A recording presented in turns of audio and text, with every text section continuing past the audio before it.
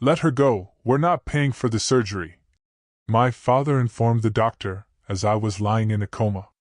He signed a "Do not resuscitate" order to cut costs. He had no idea my lawyer was in the room, recording it all. When I came to, I said nothing. I did something far worse that left him bankrupt in 24 hours. Imagine waking up from a coma, not to loving relief, but to a chilling realization. Your own father, the man who should protect you, tried to kill you. Not a stranger, not an enemy, your father. While I lay unconscious, fighting for my life, he was calculating the value of my death. My name is Fiona Sullivan, and I'm 32 years old. When I finally opened my eyes, I didn't scream. I didn't confront him.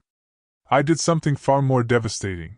I systematically dismantled his $500 million medical empire in exactly 24 hours. Just 3 months before that nightmare, I was sitting at the massive mahogany conference table in my father's office at Sullivan Medical Group. He slid another charity donation form across to me, the Sullivan Foundation for Medical Innovation. It sounded so noble, but I'd spent 10 years as a legal director. I knew money laundering when I saw it, even when it wore a 3-piece suit and carried my last name. Just sign it, Fiona. He'd grunted, not even looking up from his phone. It's a simple tax write-off. Everyone does it. But I couldn't.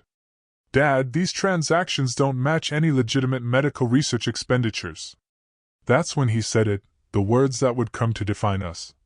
You're too soft for this business. Your mother was the same way. Weak. My mother. The woman who built the pharmaceutical fortune that funded his entire empire, before cancer took her when I was 22.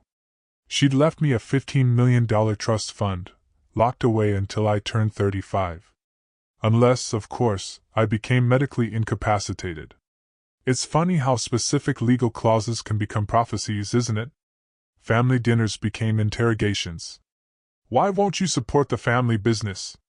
Don't you understand loyalty? My brother, James, the CFO, would sit there, silent, drowning his conscience in expensive whiskey, while our father branded me the family traitor. They thought my integrity was weakness. They assumed that because I wouldn't cross legal lines, I couldn't see them being crossed. You need to understand the scale of Robert Sullivan's ambition. Sullivan Medical Group wasn't just a hospital network. It was a healthcare kingdom spanning all of New England. 12 hospitals, 3,000 doctors, annual revenue of $2.8 billion.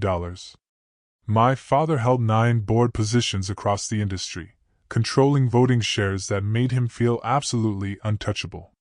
The crown jewel of his ambition was the pending merger with Hartford Healthcare Systems, a $500 million deal that would make him the most powerful man in New England medicine. The announcement was scheduled for March 26, at a grand affair at the Four Seasons, Boston. 200 of the most influential investors in healthcare would gather to witness his triumph. Despite everything, I stayed on as legal director.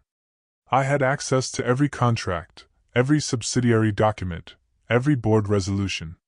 People asked why I subjected myself to his daily dismissals and public humiliations.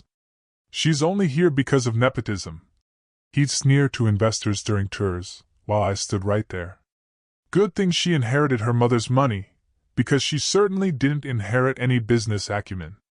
But I stayed because someone needed to document what was happening. Someone needed to be the adult in a room full of entitled children playing with people's lives. The Sullivan Foundation alone had diverted $40 million in the last 5 years. I couldn't prove it yet, the paper trail was too sophisticated, but I knew that merger was critical for him.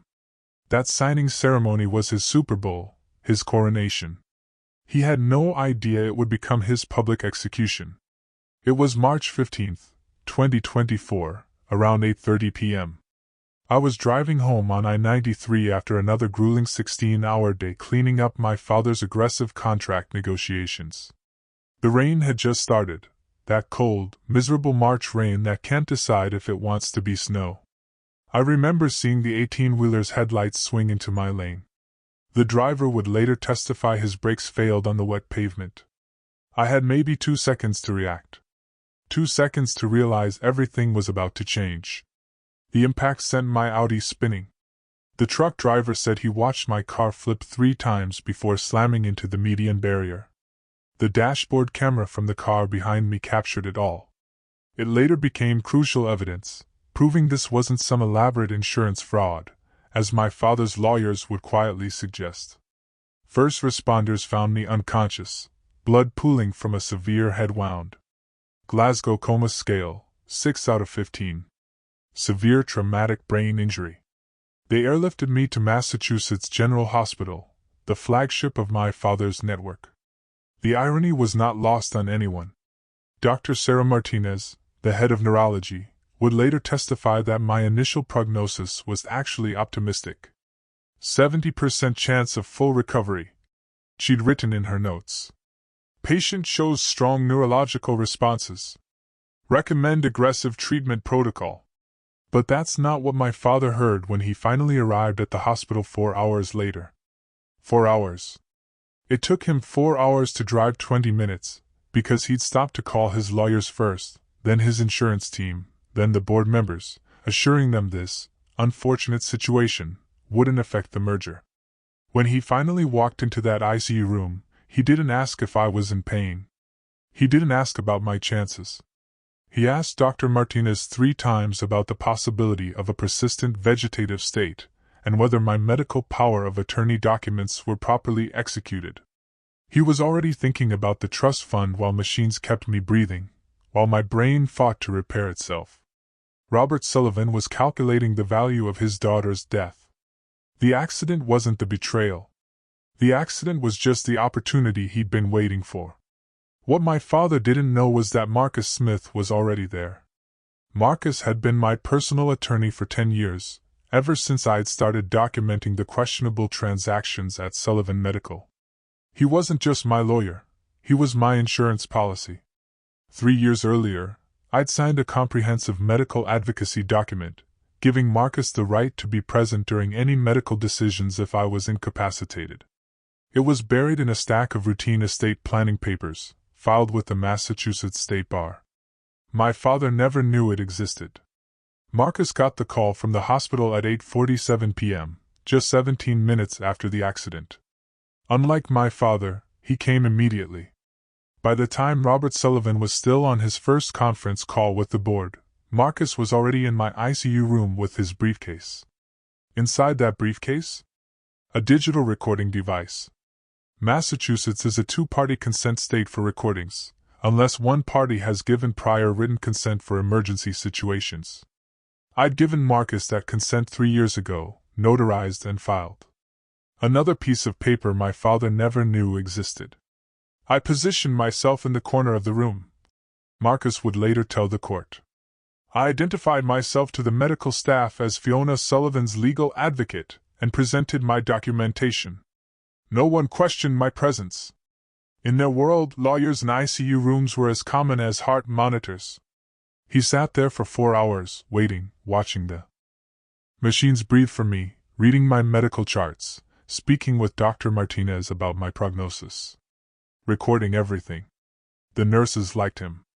Dr. Martinez would later say he asked about Fiona's comfort, about pain management. He cared about the patient, not just the paperwork. Marcus knew what was coming. We'd discussed it in hypotheticals a dozen times over coffee. If something happens to me, my father will come for the money. I'd even joked about it. But Marcus wasn't laughing now. He was documenting. Midway subscribe line, by the way, if you're still with me and can believe this story, please hit that subscribe button right now. More unbelievable tales of betrayal and justice are coming your way. And trust me, you won't want to miss a single one. Robert Sullivan entered my ICU room at 12:43 a.m., like he was walking into a board meeting. His Armani suit still perfectly pressed despite the hour. 2 lawyers flanked him, Mitchell Barnes from corporate, and someone I didn't recognize. Marcus later identified him as David Krause, a specialist in estate law. Status report. My father said to Dr. Martinez. Not, how is she? Not, will she be okay? Just, status report. Dr. Martinez, to her credit, maintained her professionalism. your daughter has sustained significant head trauma, but her neurological responses are encouraging. Percentage chance of full recovery? Robert interrupted. Approximately 70% with aggressive treatment. And without aggressive treatment? The doctor paused. Mr. Sullivan, I'm not sure I understand. It's a simple question. What happens if we pursue comfort care only? Marcus pressed record.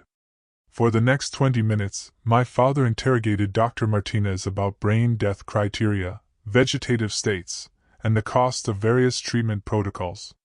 He asked about my brain function 3 times, but never once asked if I was in pain.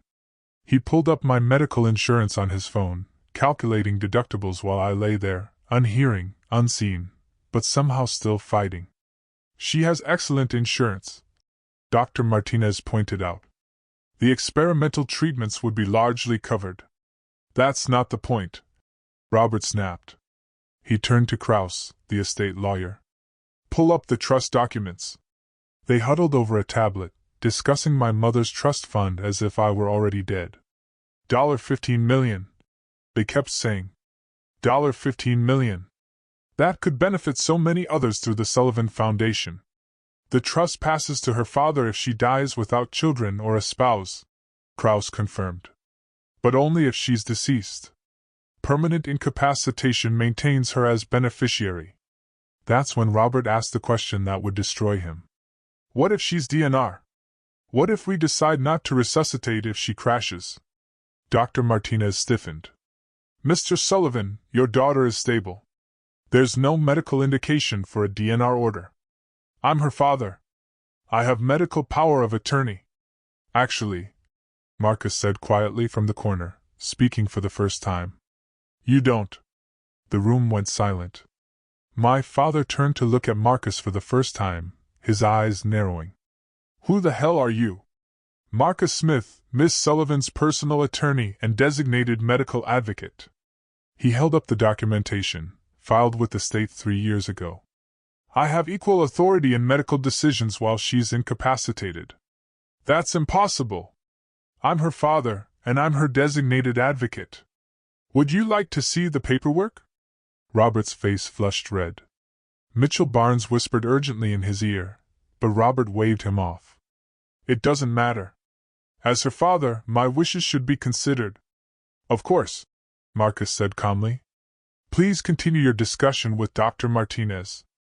I'm just here to observe and ensure Fiona's interests are protected. What happened next was 23 minutes of recorded evidence that would later be played in a room full of shareholders. 23 minutes of my father revealing exactly who he was.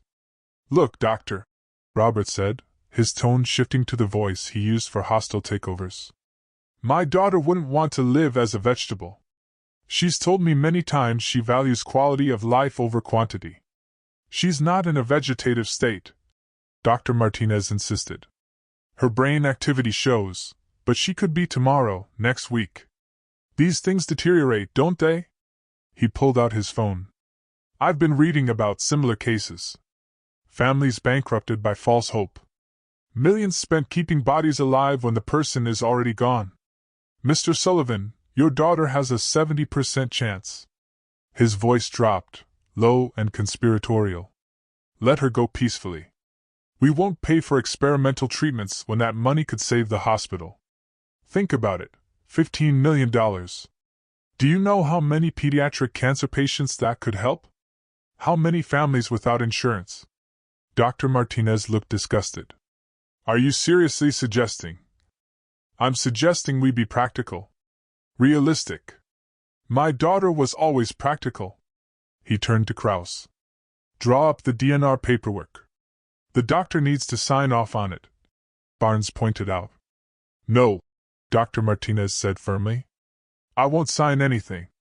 There's no medical justification. Robert smiled.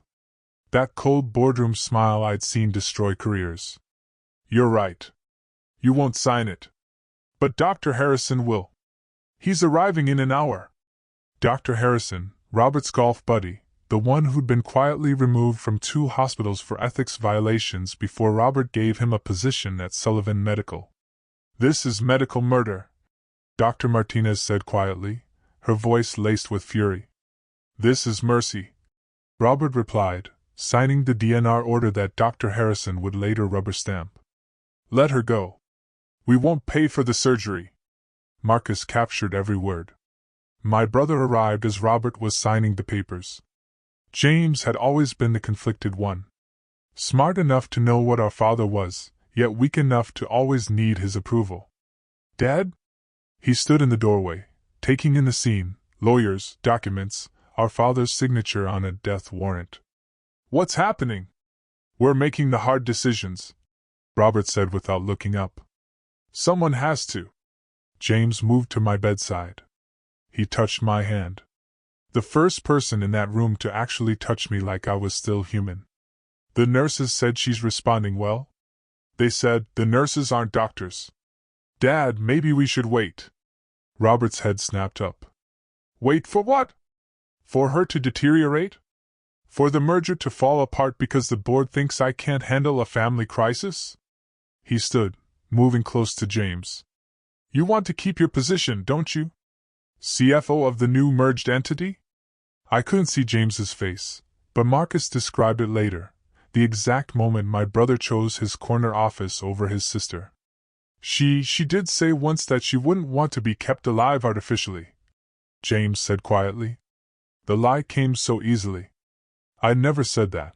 I'd actually said the opposite during one of our rare, honest conversations. See? Robert turned back to Dr. Martinez. Even her brother agrees. But James wasn't done wrestling with his conscience. The trust fund, though. Mom wanted Fiona to have it. Your mother's dead, Robert said flatly. And that money could save the company from the Hartford investigation. Hartford investigation? That was new. Marcus made a note. James signed as a witness to the DNR. Later, he would tell me he'd convinced himself it was temporary, that I'd wake up before anything happened. He'd borrowed $2 million from me just 6 months earlier, money I'd given him to save his house from foreclosure. Some betrayals cost 30 pieces of silver. Mine cost $2 million and a CFO title. March 18, 2024, 5:47 a.m. I opened my eyes to fluorescent lights and the rhythmic beep-beep-beep of a heart monitor. The first face I saw was Dr. Martinez, who actually gasped. Don't try to speak, she said, tears in her eyes. You're intubated.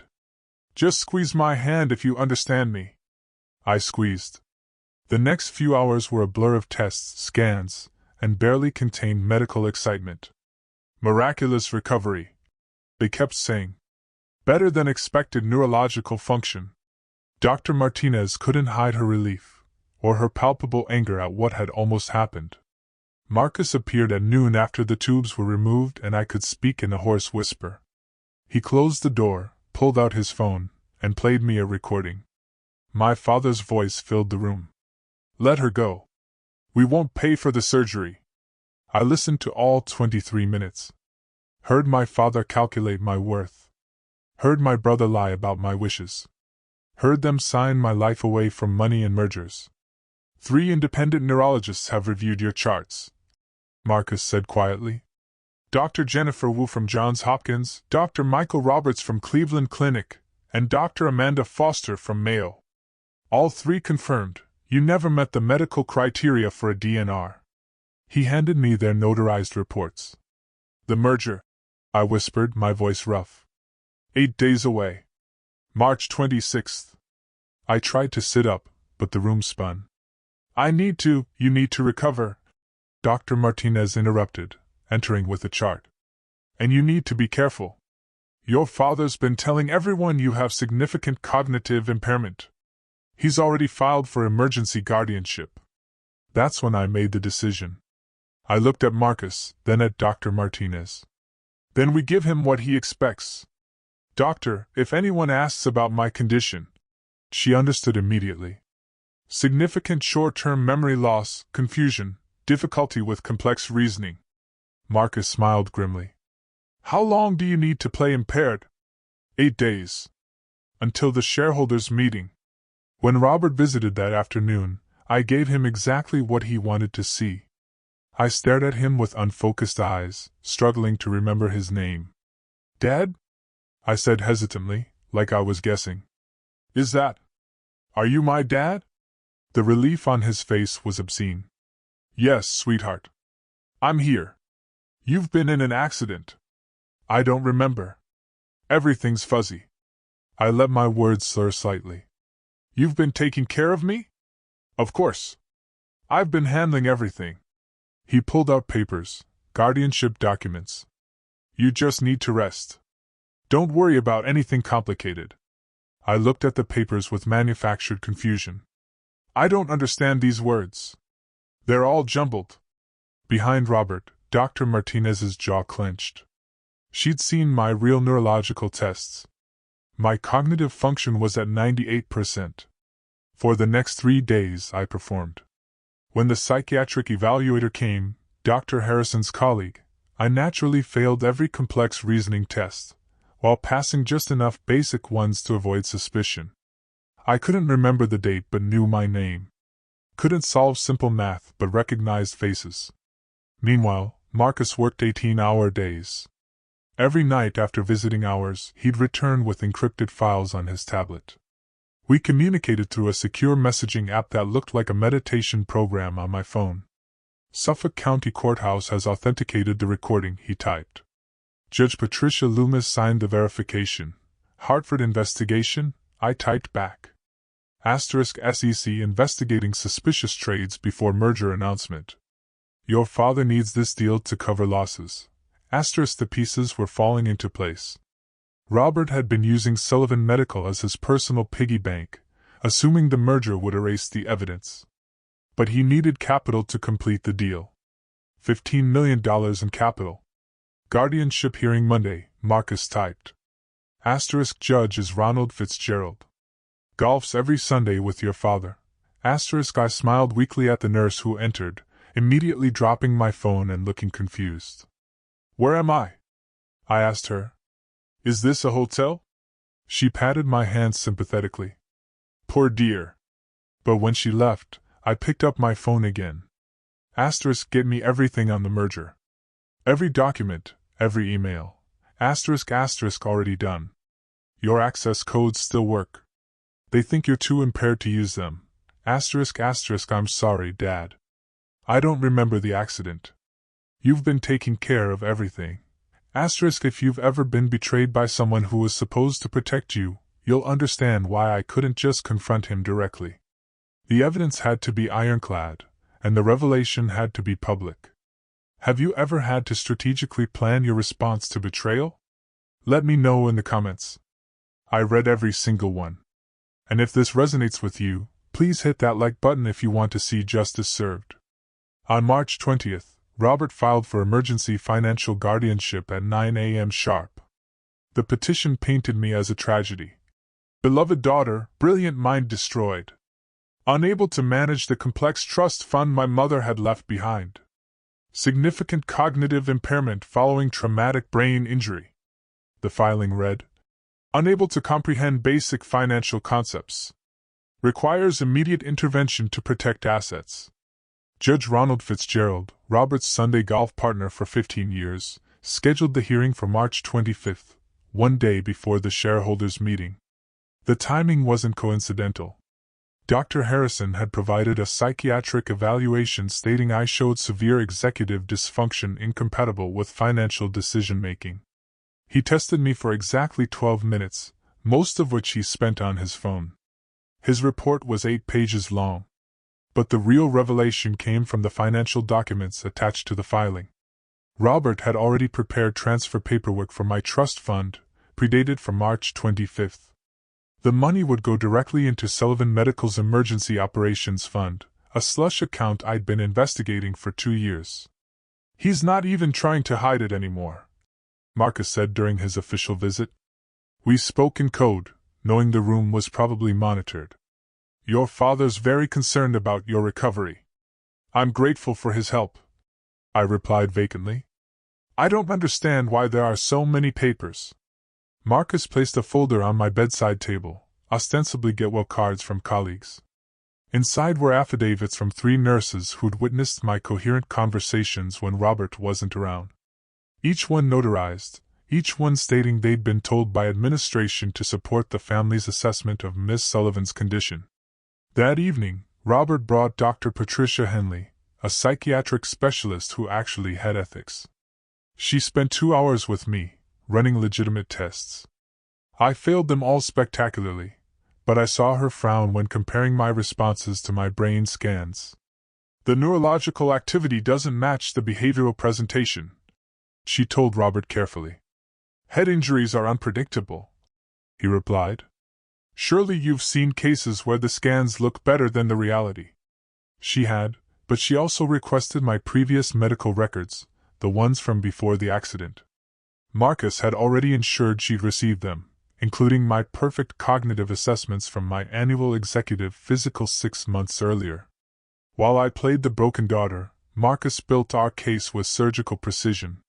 The recording from the ICU was just the beginning.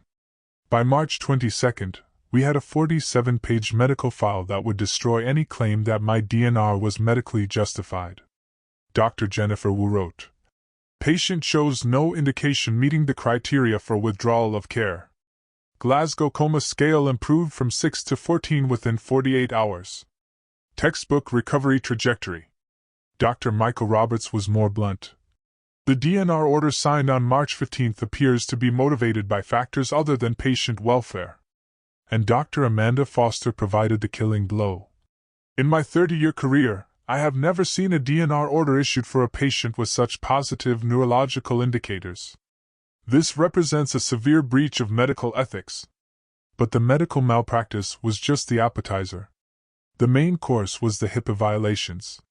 Robert had shared my medical information with 6 board members, 2 merger partners, and 3 investors, all to assure them that the situation wouldn't affect the company's stability. Each unauthorized disclosure carried a $50,000 fine, but more importantly, each violation demonstrated a pattern of treating my medical crisis as a business opportunity. Marcus had everything notarized at Suffolk County Courthouse. Judge Patricia Loomis, who had no connection to Robert's country club network, personally verified the authentication of the ICU recording. "This is prosecutable," she told Marcus off the record. "Criminal, not just civil." The FBI had also taken interest. Those suspicious trades before the merger announcement? They traced back to accounts connected to the Sullivan Foundation. Robert had been insider trading using charity funds, expecting the merger to cover his tracks. The $15 million from my trust would have replaced what he'd stolen. We also discovered something else. Article 7, Section 3 of the Sullivan Medical Bylaws. Any executive found guilty of medical malpractice or significant breach of fiduciary duty shall be removed from position within 24 hours of board determination. It required a 2/3 vote. With 9 board members, we needed 6. Marcus had quietly reached out to 3 independent board members, Dr. Elizabeth Chang, Professor Michael Torres, and Sandra Williams, all of whom had been growing concerned about Robert's increasingly aggressive tactics. They agreed to review our evidence before the shareholders' meeting. By March 23, we had everything: medical evidence, legal documentation, financial proof of embezzlement, and a room full of witnesses scheduled to gather in 3 days. The shareholders' meeting was March 26, 2 p.m., at the Four Seasons Boston Grand Ballroom. 200 of healthcare's most powerful investors would gather to witness what Robert called the deal of the decade.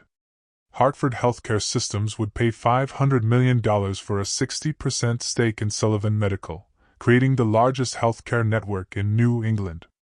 The presentation deck was 90 slides of triumphant projections, glowing testimonials, and strategic synergies. Robert had been rehearsing his 45-minute presentation for weeks.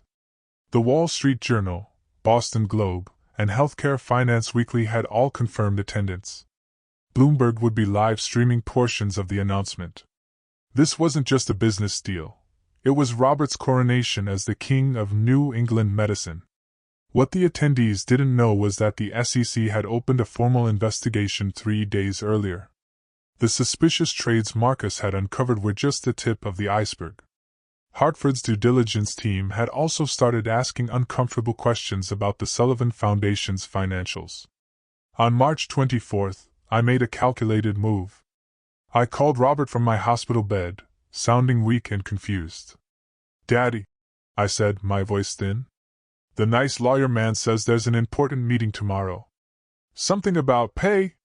"Don't worry about it, sweetheart," he chuckled. "I'll handle everything at the guardianship hearing." "Oh, okay. Will you be having another meeting? You always have such important meetings." He chuckled again, that patronizing laugh I'd heard my whole life. "Yes, princess. Tuesday is Daddy's big day. The biggest deal ever." "Can I come?" I asked.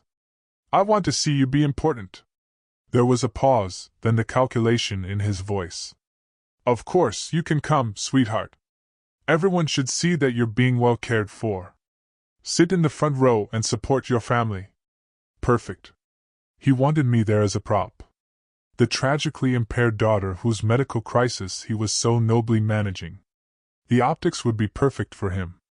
The devoted father who could handle personal tragedy while still delivering corporate victories. Marcus filed the paperwork for my attendance as part of my therapeutic reintegration into familiar environments.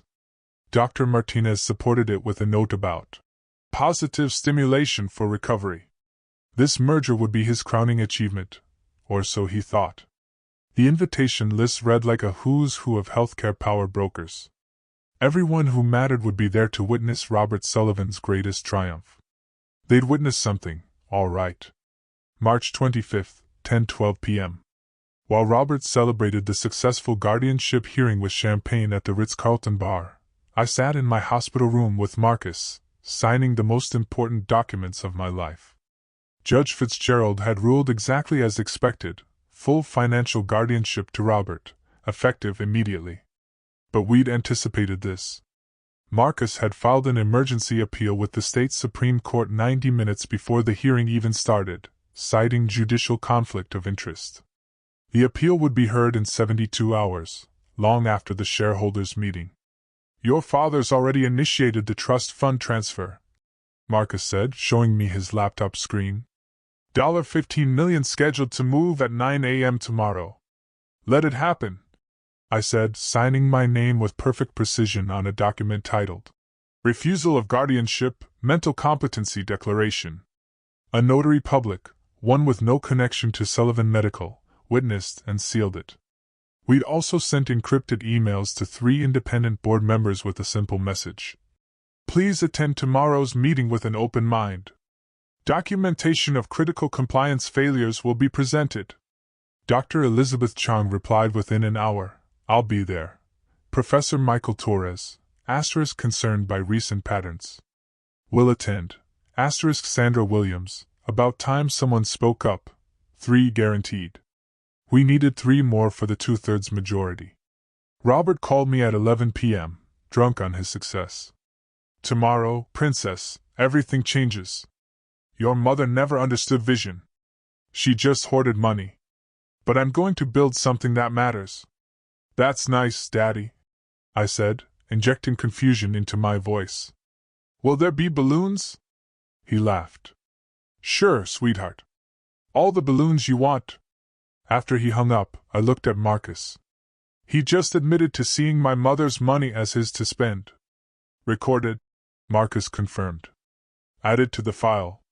Dr. Martinez stopped by at midnight with my discharge papers. "Medically cleared," she said loudly for any listening ears. Then, quieter, "Give him hell." I didn't sleep that night. Instead, I reviewed every piece of evidence, every document, every recording. 47 pages of medical testimony, 23 minutes of audio, 4 confirmed HIPAA violations, 3 years of embezzlement documentation. Tomorrow either I lose everything or he does. There was no middle ground. At 6 a.m. on March 26th, I put on my Navy suit, the one my mother had bought me for my first day as legal director. Time to end this. March 26th, 2 p.m. The Grand Ballroom at the Four Seasons Boston was a monument to corporate power. Crystal chandeliers cast golden light over 200 of healthcare's elite. The Hartford healthcare delegation occupied the entire left section, 12 executives who'd flown in from Connecticut. The Wall Street Journal had sent their senior healthcare reporter. Bloomberg's camera crew was setting up for the live stream. I sat in the front row, wearing my navy suit and what everyone assumed was a vacant smile. Robert had positioned me perfectly, close enough for sympathy optics, far enough that I wouldn't disrupt anything. James sat beside me, uncomfortable in his CFO finest, occasionally patting my hand like I was a child. "Just sit quietly," he whispered. "It'll all be over soon." He had no idea how right he was. Robert took the stage at 2:15 p.m., commanding the room with practiced authority. The presentation screen showed Sullivan Medical Group's logo merged with Hartford Healthcare's, a promise of the future. "Ladies and gentlemen, today we make history," he began. $500 million, 3,000 doctors, 12 hospitals expanding to 20. This merger isn't just business, it's a revolution in patient care. The audience applauded. Several board members nodded approvingly. The Hartford executives smiled their corporate smiles. For 35 minutes, Robert painted his masterpiece. Revenue projections that soared. Efficiency improvements that would transform medicine. The Sullivan Foundation's charitable work, $40 million serving communities in need. I watched him work the room, this man who'd signed my death warrant for money. He mentioned my mother once, briefly, building on the pharmaceutical legacy of my late wife, then moved on to his own accomplishments. At minute 35, he reached the climax. "Before we sign these historic documents, I want to acknowledge my family's support through recent challenges. My daughter Fiona's recovery from her tragic accident reminds us that healthcare is personal, not just professional." 200 faces turned to me with practiced sympathy. Cameras focused. This was his moment of perfect orchestration. The devoted father, the corporate titan, the healthcare visionary. I stood up. "Thank you, Dad," I said, my voice carrying perfectly in the acoustically designed room. Clear, sharp, not a trace of impairment. "I do have something to add about healthcare being personal." Robert's smile froze. "Sweetheart, you should rest." "I'm perfectly rested." I walked toward the stage, Marcus rising from his seat in row 3 with a leather folder. "In fact, I have a medical ethics concern to raise before these documents are signed." The room went silent. 200 pairs of eyes turned to me. Robert's face flushed crimson. "You're not well, sweetheart." "The accident. I'm well enough to know what you did in that ICU room, Dad." The Wall Street Journal reporter pulled out her phone, already typing. The Bloomberg camera swiveled toward me. The show was about to begin. The transformation in the room was instant. The sympathetic smiles vanished, replaced by the sharp attention of people who smelled blood in the water. These weren't just investors. They were sharks, and they just detected weakness. "Security!" Robert called out, but his voice cracked slightly. "My daughter is confused." "I'm not confused." I reached the stage stairs, climbing them with deliberate precision. "I'm cognitively intact, legally competent, and fully aware that you signed a do not resuscitate order while I was in a coma to steal my $15 million trust fund." Gasps ripped through the audience. The Hartford delegation exchanged alarmed glances. One executive was already texting frantically. "These are delusions from her head injury." Robert blustered, but sweat was beading on his forehead. "Someone please," I called out. "Marcus, the evidence, please." Marcus walked down the center aisle like a prosecutor approaching the bench. He held up the folder for everyone to see. 47 pages of medical documentation, 3 independent neurological assessments, and 23 minutes of audio recorded in the ICU at Massachusetts General Hospital. "You can't record without consent." Mitchell Barnes, Robert's lawyer, stood up from the board section. "That's illegal." "Actually," Marcus said calmly, "Miss Sullivan provided prior written consent for medical advocacy recordings 3 years ago, notarized, filed with the state. Completely legal under Massachusetts law." I took the microphone from the podium. My father stood frozen, calculating his options. Run. Stay. Fight. Lie. Before we play the recording, I said, addressing the room, let me establish the medical facts. On March 15th, I was in a car accident. Traumatic brain injury, Glasgow coma scale of 6. By March 17th, that had improved to 14. 3 independent neurologists from Johns Hopkins, Cleveland Clinic, and Mayo have confirmed I showed a 70% chance of full recovery. I clicked the presentation remote, replacing Robert's merger slides with medical documents. Yet on March 15th, just 4 hours after my accident, my father signed a DNR order. The reasoning? Let me quote from the recording you're about to hear. Marcus connected his phone to the sound system. The ballroom's perfect acoustics carried every word. Asterisk, let her go peacefully. We won't pay for experimental treatments when that money could save the hospital. Asterisk. Ben clearer. Asterisk $15 million. Do you know how many pediatric cancer patients that could help? Asterisk. And finally, the killing blow. Asterisk, the trust passes to her father if she dies without children or a spouse. Asterisk. The room erupted. Board members shot to their feet. The Hartford executives were already heading for the exits. Someone shouted, "This is medical murder!" Robert grabbed for the microphone, but 2 security guards, the same ones he'd called for me, stepped forward. They looked confused, unsure who they were supposed to be protecting or removing. "This is taken out of context!" Robert shouted over the chaos. "Then let's play all 23 minutes," I said calmly. "Let everyone hear the full context." The Hartford team left at minute 37. The merger died at minute 38. This is the moment everything changed. When you've gathered all your evidence and chosen your battlefield, there's no turning back. If you've ever had to stand up to someone powerful who wronged you, you know this feeling.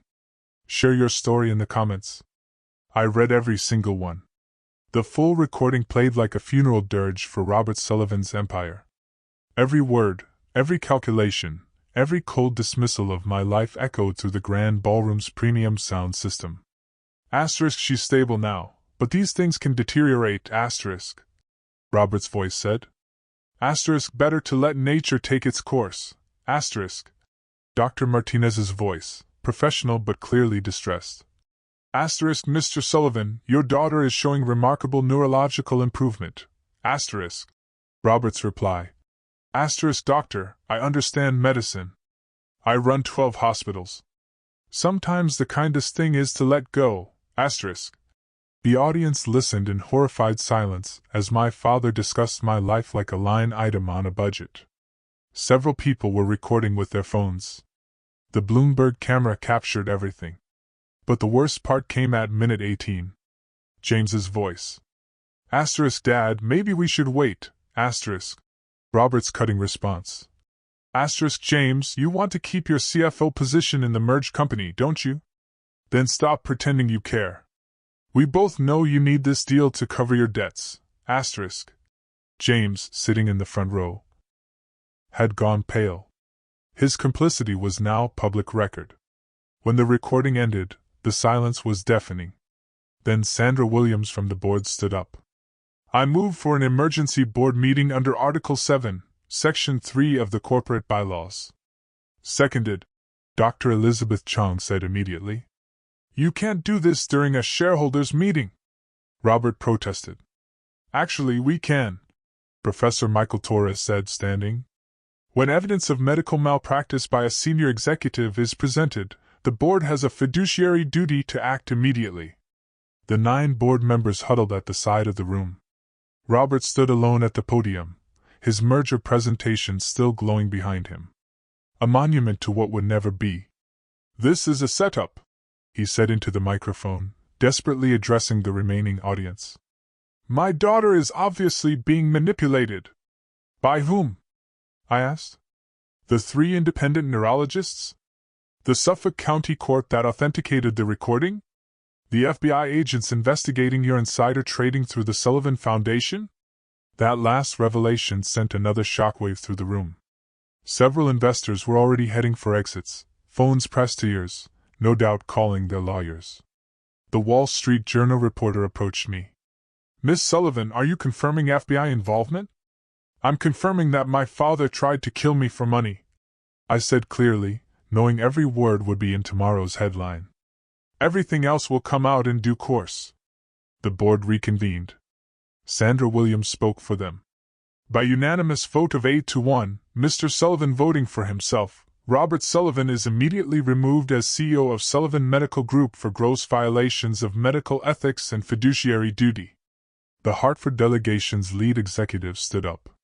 Hartford Healthcare formally withdraws from all merger negotiations, effective immediately.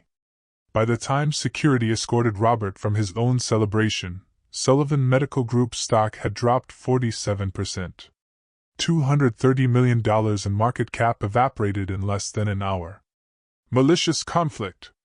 Robert cried out desperately. This is my company. My legacy. No, I said quietly. It was built on my mother's money, and it dies with your greed. The aftermath was swift and merciless. Within 2 hours of the recording being played, Massachusetts General Hospital suspended Dr. Harrison's medical privileges pending investigation. The Massachusetts Medical Board launched a formal inquiry into the DNR order. The state attorney general's office opened a criminal investigation. But the immediate consequences were just as devastating. 4 HIPAA violations at $50,000 each meant $200,000 in personal fines for Robert, and that was just the federal penalties. The state could add more. Each board member he'd illegally informed about my medical condition could also sue for being given information that made them potentially liable. By 6 p.m., 8 of the 9 board members had submitted their votes to remove Robert permanently. The 9th, Robert himself, was no longer recognized as having voting rights due to the ethics violations. Marcus had prepared everything. The moment the board voted, he filed the documentation with the Secretary of State. He also filed criminal complaints with the Boston Police Department for attempted murder through medical negligence. The evidence is overwhelming, Detective Patricia Murphy told me that evening. The recording alone would be enough. But with the medical documentation, your father's looking at potential attempted murder charges. The FBI arrived at Sullivan Medical Group headquarters at 7 p.m. with a warrant. They seized servers, documents, and froze the accounts of the Sullivan Foundation. The $40 million in charitable donations would be traced transaction by transaction. James found me in the hotel lobby after the meeting, his face gray with shock and shame. Fiona, you signed the DNR as a witness, I said simply. You lied about my wishes. I thought you were going to die anyway. Dad said the doctors, Dad lied, and you chose to believe him because it was easier than standing up to him. He pulled out his phone, showing me a message. I've already submitted my resignation as CFO. I'll testify if you need me to about everything, the fraud, the insider trading, all of it. Your testimony won't save you from prosecution, Marcus informed him, ever the realist. But cooperation might reduce your sentence. James nodded, looking older than his 35 years. I know. I'm sorry, Fiona. I should have protected you. Yes, I said. You should have. By market close, Sullivan Medical Group had lost 47% of its value. The board appointed Dr. Sarah Martinez as interim CEO, the same doctor who'd fought against my DNR. There was poetic justice in that. Article 7, Section 3, any executive guilty of medical malpractice shall be removed within 24 hours. Robert Sullivan's removal was complete in less than 6. The Boston Globe's morning edition ran with a headline that would define Robert Sullivan's legacy. Medical CEO's DNR scandal. Attempted murder for millions. The Wall Street Journal was more measured but equally damaging. Sullivan Medical Group's CEO removed after recording reveals attempt to hasten daughter's death for inheritance. Bloomberg's coverage included the video from the shareholders' meeting. My clear, composed revelation contrasted with Robert's desperate denials. The clip went viral within hours. 3 million views by noon had DNR scandal trending nationally. But it wasn't just the major outlets. Medical ethics blogs dissected every second of the recording. Legal analysts debated the criminal charges on cable news. Reddit's legal advice forum had a mega thread with over 10,000 comments, many from healthcare workers sharing their own horror stories about profit-driven medical decisions. The Massachusetts Medical Board issued an unprecedented statement by noon.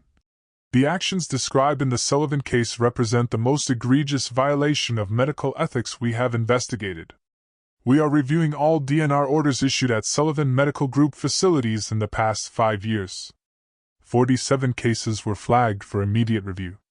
3 Sullivan medical hospitals announced they were severing their affiliation agreements by day's end. The nursing union called for a vote of no confidence. Medical students at Harvard started a petition to remove Robert's name from the Sullivan Auditorium. He donated $5 million to build it, with foundation money, of course. The FBI expanded their investigation. The insider trading was just the beginning. They found shell companies in the Caymans, bribes disguised as consulting fees, and nearly $30 million siphoned from the Sullivan Foundation over 7 years. Dr. Martinez, as interim CEO, held an emergency press conference at 4 p.m. Sullivan Medical Group is committed to complete transparency and ethical reform, she announced. We are cooperating fully with all investigations and implementing immediate changes to our oversight procedures. Every DNR order in our system will be reviewed by an independent panel. A reporter asked about me. Will Miss Sullivan be returning to her position as legal director? Miss Sullivan is focusing on her recovery and her own legal practice, Dr. Martinez said carefully. We respect her decision to distance herself from the organization during this transition. Distance myself? That was diplomatic. The truth was I never wanted to set foot in a Sullivan medical building again. By market close, the stock had stabilized at 53% of its pre-scandal value. $230 million in market cap gone. Robert's personal holdings, once worth $80 million, were now worth $42 million and frozen by federal order. By the time the news cycle ended, Robert Sullivan wasn't just ruined. He was radioactive. No hospital in America would ever hire him again. James came to my apartment 3 days after the shareholders' meeting, looking like he hadn't slept since. He carried a box of documents and a resignation letter that was already public knowledge. I've been thinking about Mom, he said, standing in my doorway, because I hadn't invited him in. What she would think of what we became. What you and Dad became. I corrected. I never changed. No, you didn't. He set the box down. These are all the records I kept, off-the-books transactions, recorded conversations, emails. Dad doesn't know I saved 3 years' worth. My insurance policy, I called it. And you're giving them to me now, after I almost died. His voice broke. I should have protected you. In that ICU room, when Dad was signing those papers, I knew it was wrong. But I was so deep in debt, so dependent on his approval, that I convinced myself that my life was worth less than your debt. He met my eyes for the first time. And I'll live with that for the rest of my life. But I can at least try to make it right. I'll testify against him, against the whole network of corruption. I'll take whatever sentence they give me. I looked at my brother, really looked at him. He'd lost weight. His hands shook slightly. The golden boy CFO was gone, replaced by someone who'd finally seen himself clearly, and couldn't stand the view.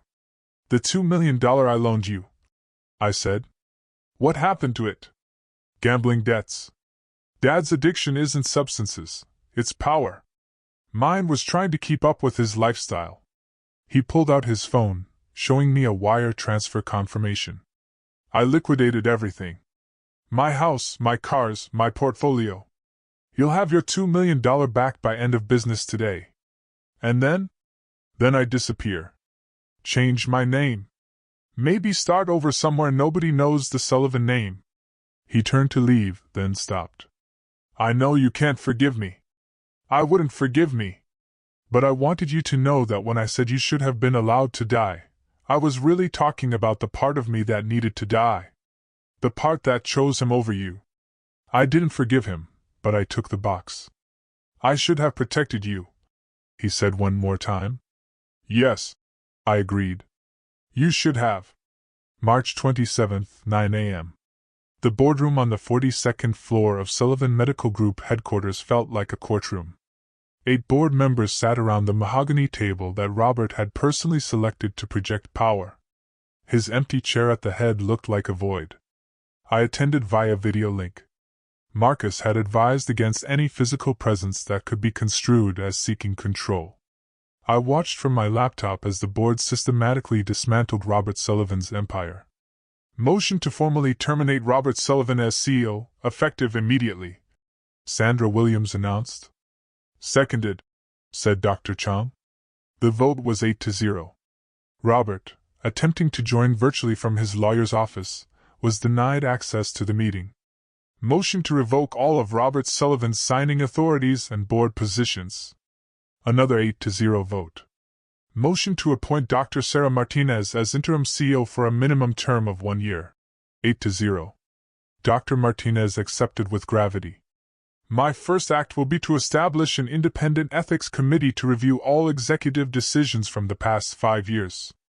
Professor Torres raised the next issue.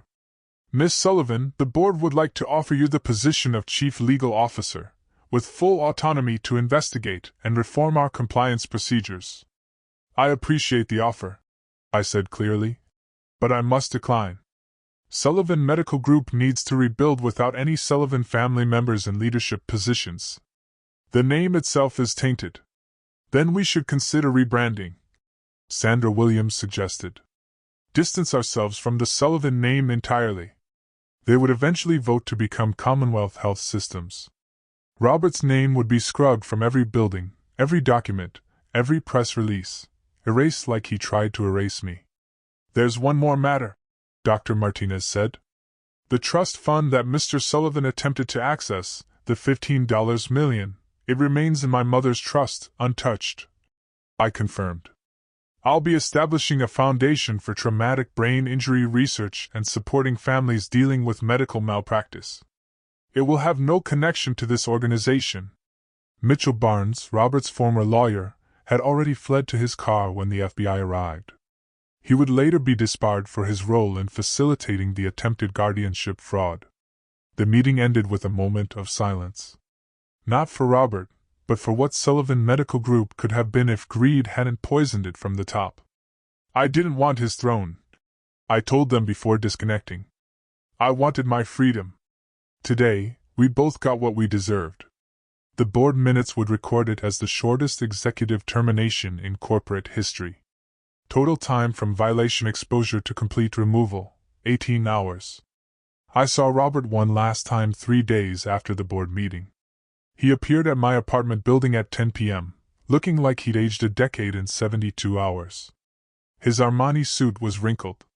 His silver hair, always perfectly styled, hung limp. The security guard called up to warn me, but I let him in. I wanted to see what remained of the man who tried to kill me. He stood in my living room, looking at the photos on my mantel.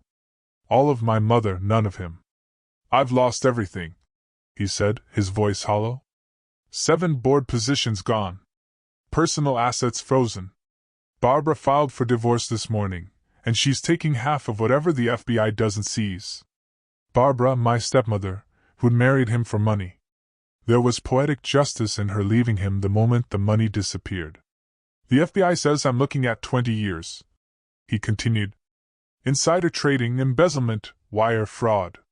They haven't decided whether to pursue the attempted murder charge. I said nothing. Let him talk. Let him feel what I'd felt in that coma. Helpless, voiceless, at the mercy of others. I had debts, he said suddenly. $30 million to people who don't accept bankruptcy as an excuse. The merger was supposed to clear everything. Your trust fund was Plan B. So you chose your gambling addiction over your daughter's life. For a moment, his mask cracked completely. I just wanted to protect the legacy.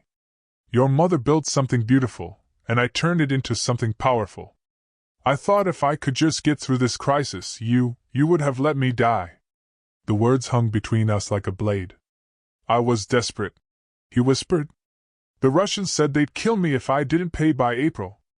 I convinced myself you wouldn't want to live as a vegetable, that the money would do more good. Stop. I stood up, facing the man who gave me life, and then tried to take it. You weren't thinking about my wishes or the greater good. You were thinking about yourself. You've always only thought about yourself. He aged another year in that moment, shoulders sagging. The mighty Robert Sullivan reduced to a broken old man in an expensive suit. I know, he said quietly. I know what I am now. I just wanted to protect. No, you wanted to survive, and you were willing to sacrifice me to do it. I walked to the door, opening it. Get out. If you contact me again, I'll pursue the attempted murder charges myself.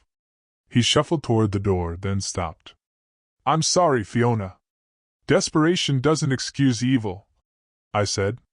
Even monsters have reasons. That doesn't make them less monstrous. For the first time in 40 years, Robert Sullivan had no title after his name. The trust fund my mother left me remained untouched. $15 million that Robert had been willing to kill for. On April 1st, I sat in the conference room of Hartley & Associates, my mother's original law firm, signing the documents that would transform blood money into hope. The Eleanor Sullivan Foundation for Neurological Recovery. Marcus read from the incorporation papers. Dedicated to funding treatment for traumatic brain injury patients whose insurance has denied coverage. My mother's name would live on, but not in the way Robert had corrupted it. $5 million goes to establishing the fund, I explained to the lawyers. $5 million for research grants at Massachusetts General, specifically to Dr. Martinez's neurology department, and $5 million for a legal aid fund helping families fight wrongful DNR orders. And the earnings from the principal? The senior partner asked. Full scholarships for medical students who commit to working in underserved communities. My mother would have wanted that. We structured it so no Sullivan family member could ever control or benefit from the foundation. An independent board of medical ethicists and patient advocates would oversee every dollar. That afternoon, I received a call from Dr. Martinez. 3 families have already reached out. Their loved ones had DNR orders signed under suspicious circumstances at Sullivan facilities. Your foundation could help them get justice. Then we start with them, I said. James's $2 million arrived as promised, along with a note. This doesn't absolve me. Nothing can. But maybe it can help someone else. I added it to the foundation. By the end of the week, we'd received over 200 applications for assistance. Families who'd been told their loved ones were too expensive to save. Patients who'd been written off because their insurance had caps. People like me who'd been valued in dollars instead of heartbeats. The first grant went to Maria Gonzalez, a 19-year-old college student whose family was told they needed to consider other options after her motorcycle accident. With our funding, she received the experimental treatment her insurance denied. She's walking today. The second went to Thomas Chin, 72, whose children were pressured to sign a DNR because, at his age, quality of life would be minimal. He's now playing piano at his granddaughter's recital. Each success was a repudiation of Robert's philosophy. Each recovery was proof that some things matter more than money. Mother's money would heal, not harm. The foundation's motto, engraved on a plaque in the waiting room of our first clinic. Every life has value beyond measure. Eleanor Sullivan, 1961 to 2014. By September, I'd established my own practice, Sullivan Legal Services. Keeping my name to remind myself why I fight. We specialized in medical malpractice and patient rights, particularly cases involving coerced DNR orders and premature end-of-life decisions. My first client was Dorothy Patterson, an 82-year-old whose son tried to invoke power of attorney to stop her cancer treatment and access her pension fund. We won. She's cancer-free today, and her son is serving 3 years for elder abuse. The office was small, just me, 2 paralegals, and Marcus as senior counsel. But we chose our cases carefully, taking only those where financial motivation corrupted medical decisions. We didn't chase ambulances. We chased justice. You could make 10 times more in corporate law, a Harvard classmate told me over coffee. I've seen what corporate law protects, I replied. I'd rather sleep at night. We kept a simple rule: we never took cases involving Commonwealth Health Systems, formerly Sullivan Medical Group.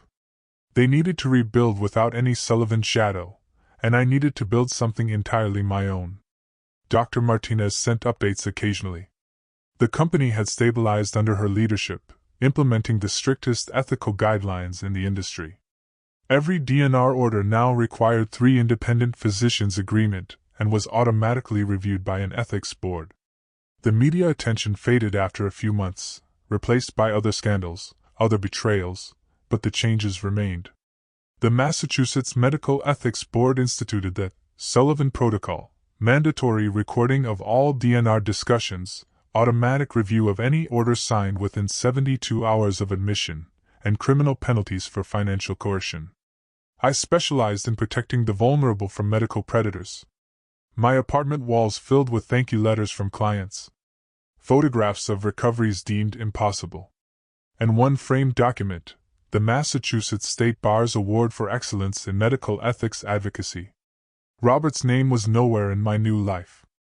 I'd taken his attempt to erase me and turned it into purpose. October 2024. The courthouse steps were crowded with reporters as Robert Sullivan was sentenced to 2 years probation for HIPAA violations. The federal prosecutors had decided not to pursue attempted murder charges, citing insufficient evidence of premeditation, but the civil penalties were crushing: $1.2 million in fines, complete liquidation of assets, and a lifetime ban from serving on any medical board. I didn't attend the sentencing. I was in court myself that day, winning a $12 million settlement for the Hendricks family, whose daughter had been denied experimental treatment by her insurance company while the hospital's CFO coincidentally bought stock in the competing treatment manufacturer. Sullivan Medical Group, now Commonwealth Health Systems, had recovered to 60% of its pre-scandal valuation. The rebranding was complete. Robert's portrait had been removed from every building, donated to a warehouse where forgotten executives go to gather dust. James had disappeared completely after testifying. His cooperation reduced his sentence to 6 months house arrest and 3 years probation. The last I heard, he was working as an accounting tutor in Portland under an assumed name, teaching students about ethical financial practices, ironic penance for his sins. The Sullivan Protocol had been adopted by 3 states, with more considering legislation. 47 suspicious DNR cases had been reviewed, resulting in 11 criminal prosecutions and 31 civil settlements. Families who'd lost loved ones to financial calculations finally had recourse. The Eleanor Sullivan Foundation had distributed $8 million in grants, funding treatment for 63 patients who'd been written off as economically unviable. 58 were still alive. Their families sent us Christmas cards with photos of graduations, weddings, grandchildren, life events that almost never happened. Dr. Martinez invited me to speak at Commonwealth Health's annual ethics symposium. I declined. Some bridges shouldn't be rebuilt, even with the best intentions. The FBI investigation had uncovered the full extent of Robert's crimes. $43 million embezzled over 9 years. Insider trading that netted $6 million in illegal gains, and bribes totaling $2 million to various officials. The Russian gambling connection led to a separate federal investigation that would eventually indict 6 others in an international money laundering scheme. The Massachusetts Medical Ethics Board created the Sullivan Protocol, mandatory recording of all DNR discussions. By every metric, justice had been served. Robert was destroyed, the corrupt system reformed, and victims compensated. So why did I still check my locks 3 times every night? Ending, the letter arrived on November 15, 2024, forwarded through Marcus's office with a Connecticut postmark. Robert's handwriting, once bold and commanding on billion-dollar contracts, now trembled across cheap notebook paper. Asterisk Fiona, I know you said no contact, but I need you to know something before I die. The doctors say pancreatic cancer. 4 months, maybe 6. Ironic, isn't it? All those hospitals I controlled, and none of them can save me now. I'd been living in a 1-bedroom apartment in Hartford, working as a night janitor at a medical clinic. They don't know who I am. It's peaceful cleaning up after real healers. I think about that ICU room every night. I hear my voice on that recording. Let her go. And I understand now what I really was, a father who valued money over his daughter's heartbeat. There's no forgiveness for that. I'm not asking for any. Your mother would be proud of what you've built. The foundation, the practice, the changes you forced onto the industry. You became everything I pretended to be, powerful, principled, untouchable. I've left what little remains, about $400,000 after the settlements, to your foundation. It won't absolve me, but maybe it can save someone else's daughter. I won't contact you again. I just needed you to know that I finally understand what I lost. Not money or power or reputation. I lost the only thing that actually mattered, my daughter's love. You were right. Desperation doesn't excuse evil. Robert. I read it twice, then handed it to Marcus. How do you want to respond? He asked. I pulled out my legal stationery and wrote 3 words. No contact means no contact. I had Marcus send it through his office along with a cease and desist order. 2 weeks later, a $400,000 donation appeared in the Eleanor Sullivan Foundation's account from Anonymous Hartford. I knew who it was from. I accepted it, because the money could save lives, but I added a notation in our records. Donation accepted without acknowledgement or absolution. Forgiveness doesn't require reconciliation. Some bridges, once burned by betrayal, should stay ash. Robert would die alone in Connecticut 4 months later. I learned about it from a small obituary in the Hartford Courant that didn't mention his former titles, his medical empire, or his family. Just, Robert Sullivan, 58, janitor. I didn't attend the funeral. Neither did anyone else. 2 days after Robert's death in March 2025, Marcus uncovered the full truth during the final FBI document release. The gambling debts weren't just about money, Marcus explained, sliding a folder across my desk. They were about survival. The Russian mob had photographs. Robert at their casino in 2019, 2020, 2021. But look at the dates. Each photo coincided with your mother's death anniversary. Every year on the day she died, Robert flew to Atlantic City and lost millions, trying to feel something other than guilt. There's more, Marcus said quietly. The FBI found his personal journals in a storage unit. He wrote about your mother's death, how he pushed her to delay treatment because he was negotiating a hospital acquisition. She waited 3 months. By then, the cancer had metastasized. I stared at the pages of Robert's handwriting, confessing to a guilt that had eaten him alive for 10 years. He'd killed my mother through greed, then nearly killed me for the same reason. He chose his addiction over his daughter's life, I said, repeating what I told him months ago. But now, I understood. The addiction wasn't gambling. It was trying to escape the guilt of killing the only person who'd ever truly loved him. The Russians knew about your mother, Marcus continued. They used it as leverage. Pay us, or we'll tell your daughter what really happened to Eleanor. The final piece clicked into place. Robert hadn't just tried to kill me for money. He tried to kill me to keep his secret. If I died, the truth about my mother would have died too. He chose his addiction over his daughter's life, I said again. But this time, I understood. He'd been addicted to hiding from the truth. Even monsters have reasons. That doesn't make them less monstrous. I took the journals and the FBI report and locked them in my safe. Someday I might read Robert's full confession.